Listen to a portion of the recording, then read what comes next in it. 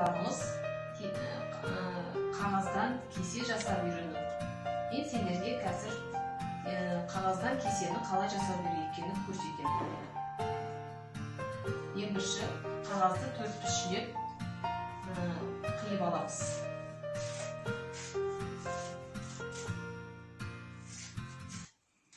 Қағазды қиып алғаннан кейін қағазды 1-2 минутқа суға салып қоямыз, кішкене жұмсарғанға дейін. Қағаз кішкене жұмсарғаннан кейін кесеге 2-3 қатар қылып жабыстырамыз. Осылай біргелкі бірінің үстіне бірін жабыстыра бересіңдер. Қағазды суға малып.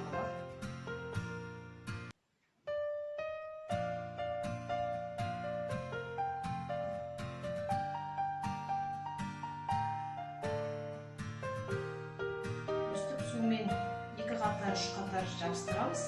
Жабысқаннан кейін осының үстіне ақ қағазбен, желіммен тағы да 2 қатар, 3 қатар жабыстырып өтеміз.